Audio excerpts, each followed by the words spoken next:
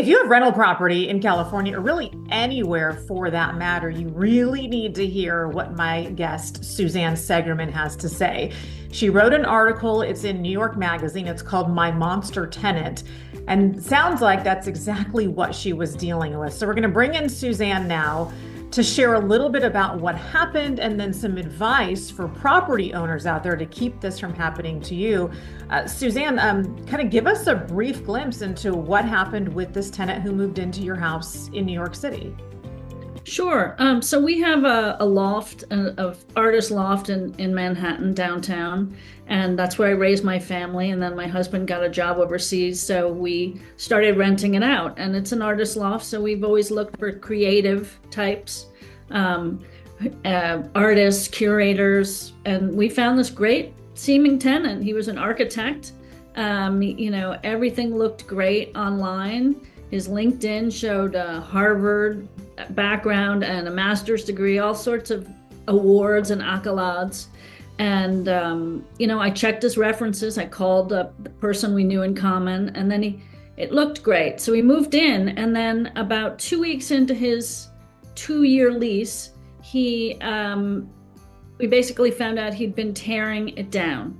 So it was quite large for New York, a 4-bedroom apartment. And we had 3 kids in there at a time. And he tore down 3 bedrooms. He tore down all the bookshelves, like 5 walls of bookshelves, closets. It was absolutely insane. And he, of course, didn't get any permission. He didn't get any building permits. He didn't, consult the co-op board of the building. He just went crazy on our place. And, we went in there and we brought our architect when we learned, and to say what's going on. And we looked around, and, it was just like a demolition site. I've never seen anything like that. And he ended up being very violent, and he punched her in the face, and he broke both her hands. I mean, it was just terrifying and terrible. And it turned out we were not his first. He's had victims around the world. I uncovered in my story in New York Magazine, you can read about theirs, 20 victims that we've found so far. And since the article on my social media, I've been getting all sorts of, victim outreach from other people, who were so glad that someone shared the story about him because it had happened to them too. So it's really crazy. Yeah, in fact, I really encourage people to read the story, because one of the things that pops out, and again, your story's in New York, and I'm talking to people here in San Diego. But the similarity is that you reach out to law enforcement and you try to get help, and all of a sudden you're kind of pushed off to like a civil court situation. Yeah. What was that like for you? Well, it was really frustrating, and it was the middle of the pandemic. And so there was a backlog in housing court of something like 100,000 cases, and we were told 2 years. I mean, and he had a 2-year lease. So we were looking at not only no rent, but even when we took action with a lawyer, he continued to do destruction. There was a restraining order, which is, we know them as restraining orders against people, but there was a restraining order for him to stop touching the loft, and he didn't even stop with that. So it was really hard not feeling like we had anyone in our court, basically. And the only people who became kind of our advocates were other victims I found. That, we kind of gathered together a group and tried to, stop him, basically. At the end of the day, once he finally gets out, and I'll save that for the article that people are going to read, what did this cost you? Well, people ask me that. If you add everything together, including the loss of the value of the apartment, one broker had told me every time you lose 1 bedroom, that's a loss of $100,000. And so overall, I would say it was over $400,000 worth of damage that he did. Wow. Wow. Your case was extreme, but you learned a lot of lessons in all of this about vetting people. I talked to people here in San Diego, all throughout California, where they have somebody move in, they stop paying rent, and then it's months, if not in some cases years, to be able to get them out, to the tune of tens of thousands, if not hundreds of thousands of dollars, and not just lost revenue, but now they're essentially paying double mortgage payments, bills, all this stuff. let's talk about this list because you've come up, Suzanne, with 10 things that you advise people to do before you have a renter move in. I thought that these were, in some cases, obvious, and then in some cases, like genius. So let's just kind of start with number one, conduct a credit and a background check. Had you done that on this person, and what did you learn? So we had, and this is something that a lot of people aren't recognizing yet, but I think it's going to become very obvious, is that with the advent of AI and all these digital tools, it never occurred to me that a credit report could be faked. So his credit report was just faked. As soon as I thought, could this credit report be fake? I Googled and I saw credit report template. So you can just print it out and put your own numbers in and create a very realistic looking credit report. So what I learned from this is that not only, so I used to think that the broker was the person who would vet a tenant, a potential tenant, and that's what they got their, commission for. But no, a broker does not do it. It is up to you 100% to take all those things and do them yourselves. So let me stop you right there because I want to follow this. You actually did not run the credit report. It was kind of this like we maybe it's a property manager here. It was that same situation for you where you just accepted. It sounds like he handed the person a sheet of paper. So he handed the package. His mother, who was acting as his real estate broker, handed a package to our broker, and a broker handed it to me. And I understood that to be basically a vetted package. I thought that she had done all the, due diligence on it and was presenting him to me. Now, I went ahead and did some of my own calling. I called the references he provided, but I looked at all the documents, the bank statement saying he made $3 million a year, the 1040, all these things, but they were all just fake.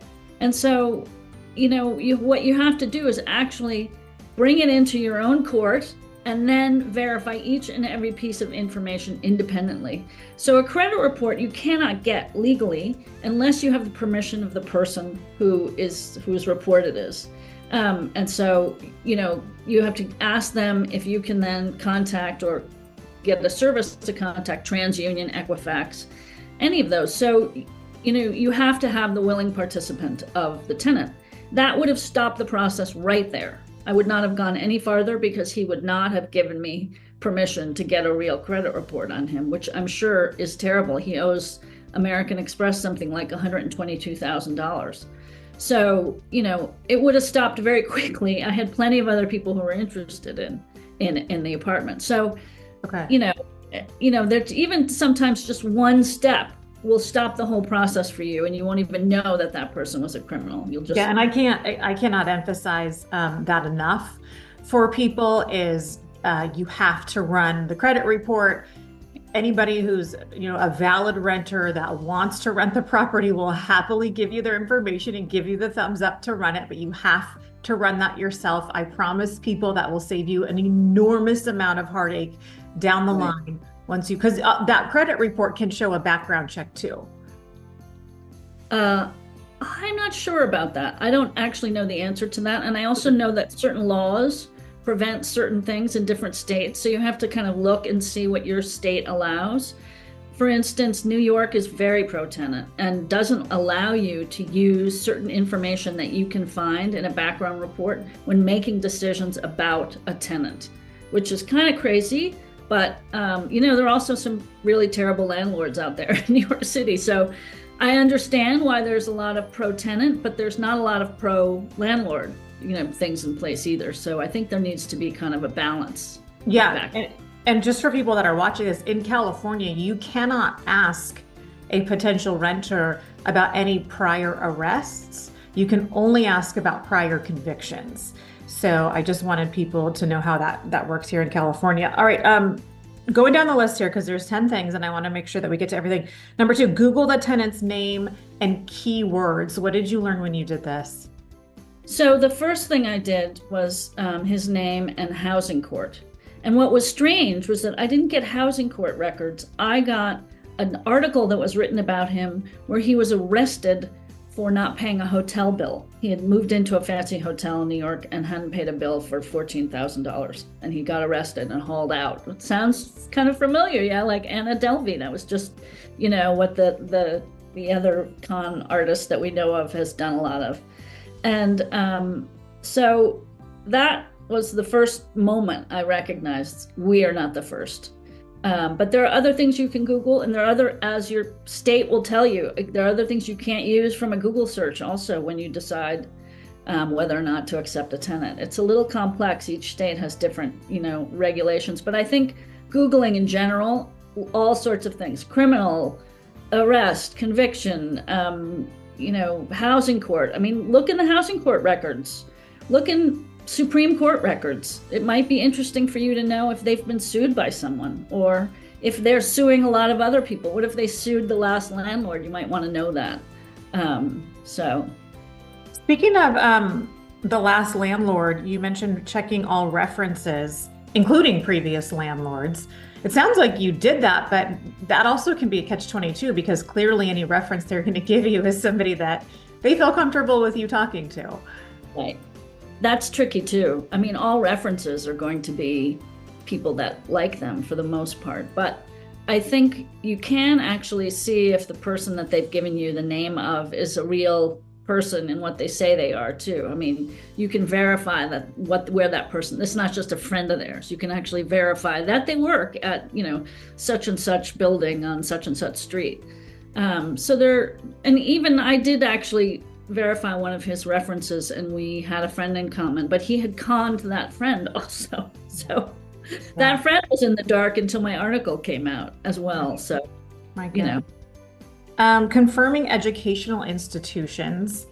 How would you advise people do that when they see somebody who claims to be Harvard educated? Yeah.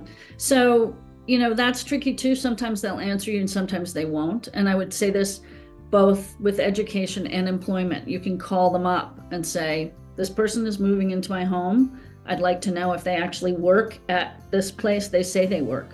Or, call up Harvard or the places that they say that it was important in this case for me because it's an artist building and you needed to have certification as an artist in order to stay there. So, or architecture or curator or something related to the creative field. So it was important for me to have specific information about his education. I'm not sure how often people can do that. And again, in each state, it might be different, but I think you can always try.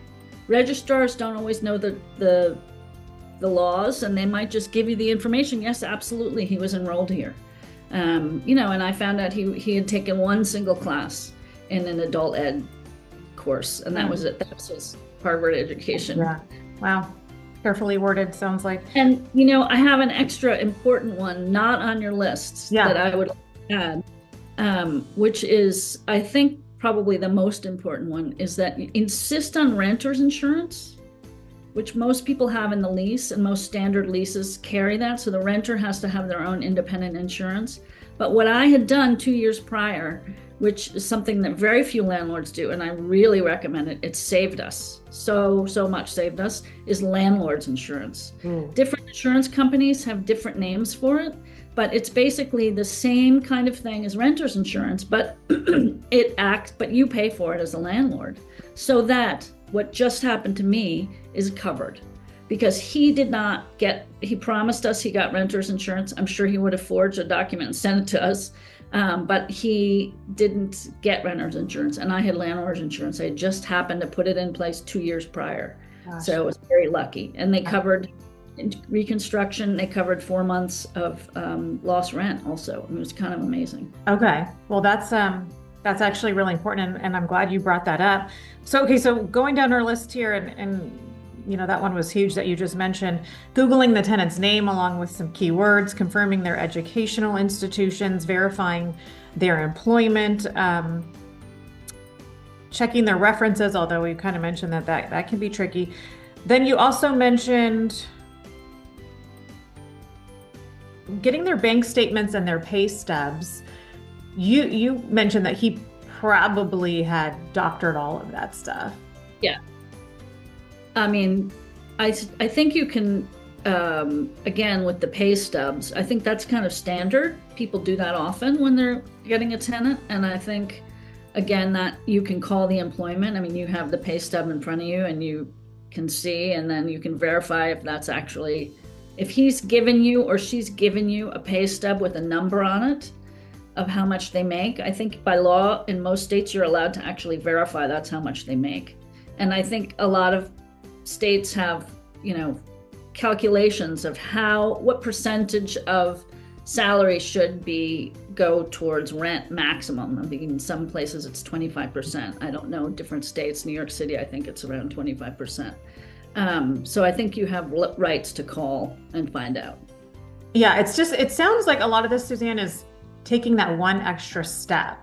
That's exactly right. And also, I think recognizing you're actually getting into a relationship with somebody. And, it may seem kind of distant, not like a, regular relationship, but it's a business relationship of sorts. You've got a contract with them. And so you should treat it as such. Like, you're not going to get into a partnership with somebody in business without thoroughly vetting them. And I think you're going into the same thing with a tenant and a landlord. Yeah, absolutely. Absolutely. And sometimes it's the perfect relationship. Sometimes it's great. It goes on for years and you get this reliable renter, and hopefully you are managing the property in good faith as the landlord, and it works out really well. In fact, a lot of times it works out really well, but it's when you get into these one-off situations that it just can be really a financial nightmare. Getting the first month's rent and a security deposit. I know in the state of California, they changed some laws regarding exactly how much you can ask for up front. So I'll keep folks updated on that for how it works here in California. Removing personal items, including a maid service, and scheduling quarterly check-ins. Yeah, I mean, it's a little harder to do a maid service if it's not a furnished apartment. Yeah. Some people are resistant to that, but certainly if it's furnished, I would 100% add a maid service into the lease and into the price. If you really want to do it, maybe split it with them. But I would say if you can get a maid service with your maid, that's key. That's going in there and going in there, even if it's once a month or twice a month, going in, cleaning. You've got eyes on what's going on in there, and it's a benefit for the tenant. Yeah. And then the next one, it's very similar as a property manager, and that you can do furnished or unfurnished, and that feels really good for the tenant as well, because a property manager is going to come in and say, "You're having any problems? Do you have a drain that's clogged? Are you having a leaky sink? Is there anything I can check?" We still have a tenant in New York now, a good one, a really good one, and I'm constantly, checking in with him, saying, "Oh, we're going to be in the city tomorrow. I just want to make sure, is there anything we can handle? Is there anything and we have a local, property manager who can go in anytime he needs a leaky faucet fixed, anything like that." And, it happens a lot, especially, I'm in a historic building, but in any kind of building, you're going to have things happen. Suzanne, I appreciate you being so bold, because taking these extra steps, it's going to save somebody a monumental problem down the line. Anything else, any final thoughts that you want to share with people who, as you mentioned, are getting into a relationship with somebody when you have a tenant move in? Everybody hopes it works out for the best, but any other advice you'd pass along? Well, I would just say really trust your instincts. I think you can tell a lot from meeting someone, so make sure to meet them. Bring a broker along, bring a friend along, don't go alone. Meet in a public spot, just like you would, on a Tinder date or whatever. Yeah. Just be safe and trust yourself. I think, I had a couple of red flags, and I think, the charm and the awards and the background, the Harvard, all this kind of probably blinded me in some sense to, what was really there in front of me. He said a couple of things before he moved in. He mentioned a movie called Pacific Heights. I don't know if you know that, but it's a California movie about a psychopath who moves into a house and tears it all down. And, he basically recreated the movie in our family home and destroyed, my baby daughter's bedroom and everything else. And, it was a week before he moved in when he made a joke about Pacific Heights. And I didn't know what it was, and I didn't think to look it up, but there are little things along the way that made me like, he was a little late in paying the broker's commission. I was like, that should have been a red flag right there. So trust yourself. That's, I think, the big one. Well, thanks for getting the word out, Suzanne. We appreciate you. And I'm so glad that sounds like what you're experiencing now is exactly how it should be. Thank you. Thanks so much for having me.